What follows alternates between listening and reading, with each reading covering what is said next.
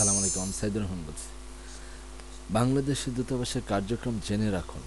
দূতাবাস থেকে যেসব সেবা পাওয়া যায়: সাধারণ সেবা, পাসপোর্ট নতুন, নবায়ন, সত্যায়ন, বিভিন্ন কাগজপত্র, সনদপত্র, ক্ষমতাপত্র, বিবাহ রেজিস্ট্রি।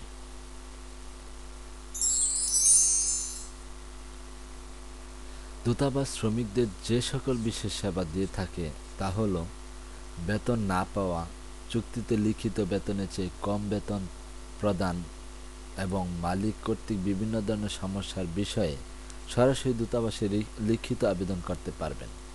আবেদনপত্রের নমুনা দূতাবাসের লেবার উইংয়ে শ্রম শাখায় পাওয়া যাবে। দূতাবাস নিয়োগকর্তার সাথে যোগাযোগ করে সালিসের মাধ্যমে সমস্যা সমাধানের চেষ্টা করবে। সমস্যা সমাধান না হলে শ্রম দপ্তর, শ্রম আদালতে অথবা শরিয়া আদালতে যেতে হবে।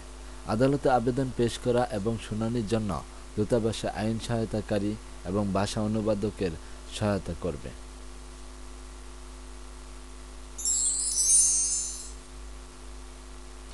দূতাবাস থেকে যে সকল সেবা সম্পূর্ণ বিনামূল্যে প্রদান করা হয়। কোনো প্রবাসী বাংলাদেশে তার নিজস্ব চেষ্টায় ভিসা সংগ্রহ করলে তা দূতাবাসে পরীক্ষা করে নেবেন। নিয়োগকর্তার সাথে চুক্তিপত্র দূতাবাসের মাধ্যমে পরীক্ষা করে নেবেন।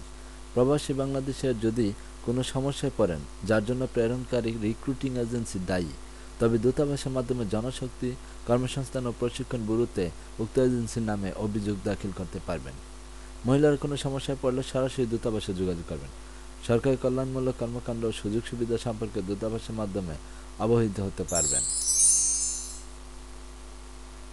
যে সকল সুবিধাসমূহ গ্রহণের জন্য শ্রমিকরা দূতাবাসে আবেদন করতে পারবেন: ওএস অনার্স, ডেভেলপমেন্ট বন্ড, প্রিমিয়াম বন্ড ও ডলার ক্রয়, বিরাষ্ট্রীয়করণ শিল্প কারখানা ক্রয়, সরকারি প্লট ক্রয়, সরকারি পর্যায়ে অ্যাপার্টমেন্ট ক্রয়, দেশে বৈধ পন্থায় অর্থ প্রেরণের ব্যবস্থা সম্পর্কে যাবতীয় তথ্য ও প্রয়োজনীয় সহায়তা, দেশি ব্যাংকের শাখার মাধ্যমে দেশে ব্যাংক অ্যাকাউন্ট খোলা, নিয়োগকারী দেশের আইনকানুন ও কর্মপরিবেশ সম্পর্কে তথ্যাদি সংগ্রহ, দুর্ঘটনা, অসুস্থতা ও অন্যান্য কারণে পঙ্গু হলে দূতাবাসের মাধ্যমে সরকারি ব্যয়ে দেশে ফেরত আসতে পারবেন।